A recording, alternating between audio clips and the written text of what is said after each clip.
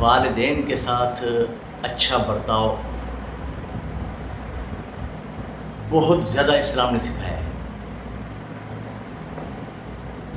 اور نافرمانی پر کتنی بڑی وعید ہے۔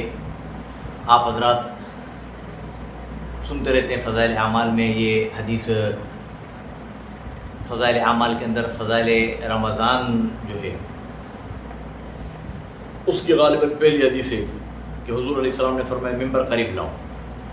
ممبر پر چڑھنے لگے، ایک سیڑھی پر قدم رکھا یا آمین، دوسری پر رکھا آمین، تیسری پر رکھا آمین۔ صحابہ نے عرض کیا یا رسول اللہ کیا ہوا؟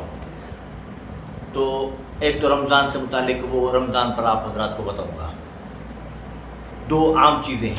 ایک تو حضور علیہ السلام نے فرمایا، جبریل نے کہا کہ اللہ کی رحمت سے دور ہو جائے وہ شخص جس کے پاس آپ کا نام لیا جائے، ذکر ہو اور وہ آپ پر درود نہ پڑے صلی اللہ علیہ وسلم، وہ درود نہ پڑے۔ حضور نے فرمایا میں نے کہا آمین۔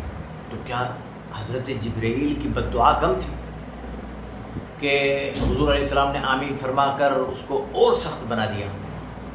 اس لیے علماء کرام نے لکھا ہے کہ زندگی میں ایک دفعہ درود پڑھنا فرض، دن رات میں پڑھنا واجب، محفل میں ایک دفعہ جب بات چل رہی ہو حضور پاک صلی اللہ علیہ وسلم کی تو یہ اللہم صلی علی محمد وعلی آل محمد کما صلیت علی ابراہیم وعلی آل ابراہیم انک حمید مجید، اللہم بارک علی محمد وعلی آل محمد کما بارکت علی ابراہیم وعلی آل ابراہیم انک حمید مجید، اتنا پڑھنا واجب۔ پھر جب نام آتا جائے تو بھی خاموش نہیں بیٹھنا، صلی اللہ علیہ وسلم صلی اللہ علیہ وسلم صلی اللہ علیہ وسلم کہتے رہیں، یہ حق ہے ہر امتی پر۔ اور دوسرا والدین کے ساتھ نرم برتاؤ۔ حضور علیہ السلام نے فرمایا تیرا باپ جنت کا دروازہ ہے، تیری مرضی ہے اسے کھول یا بند رکھ، اگر تیرا باپ ناراض ہے جنت میں داخل نہیں ہو سکتا۔ ایک شخص آیا، کہا یا رسول اللہ میں جہاد پر چلنا چاہتا ہوں۔ حضور نے فرمایا تیرے ماں باپ زندہ ہیں؟ فرمایا ہاں زندہ ہے۔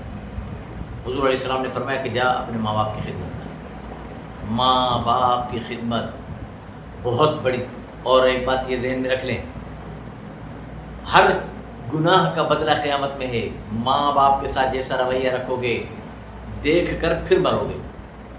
کئی میں نے ایسے دیکھے ہمارے عزیز و اقارب میں اس قسم کے کیس نظر آئے، انہوں نے اپنے والد سے چھپ کر جانے لگے۔ اس نے کہا بیٹا یہ دیکھ رہے ہو یہ جا رہا ہے میرا بیٹا، میں نے اس کو بلوایا تو کہا کہ گھر پہ نہیں ہے۔ جب وہ بوڑھا ہوا تو سیم اس کے بیٹے نے اس کے ساتھ وہی کام کیا۔ وہ دیکھ کر پھر مرے گا، وہ مرے گا ہی نہیں جب تک اس نے اپنے باپ کے ساتھ جو کچھ کیا ہوا ہے وہ اس کی اولاد اس کے ساتھ نہ کرے۔ اس لیے ماں باپ کی عزت، احترام، نرم، اف کہنے سے اف سمجھتے ہو؟ اپن ایسے کوئی بات ہو تو ایک تو ہے غصے میں کہنا کہ نہیں بات ماننی، اور دوسرا اف، آپ سمجھ کیوں نہیں رہے؟ ولا تقل لهما اف، قرآن نے حکم کہہ دیا اف بھی نہ کہے، تیرے ماں باپ جو کچھ بھی کہے وہ بھی نہیں، ہاضو۔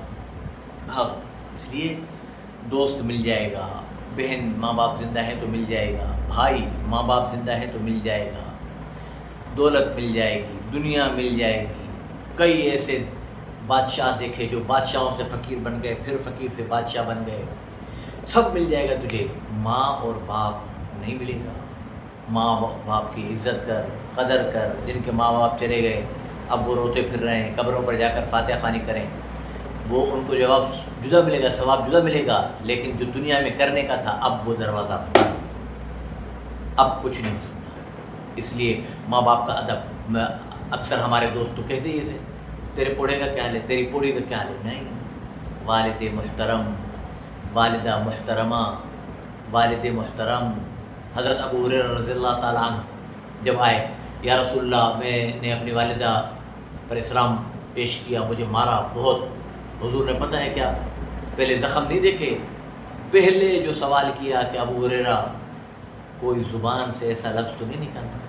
کہ یا رسول اللہ نہیں، بس آپ دعا کریں میری والدہ کے لیے کہ اللہ پاک اسے اسلام کی ہدایت دے دے۔ حضور نے پہلے پوچھا کہ بدتمیزی تو نہیں کی نا ماں کے ساتھ؟ ماں باپ کا اتنا ادب، حق اور احترام۔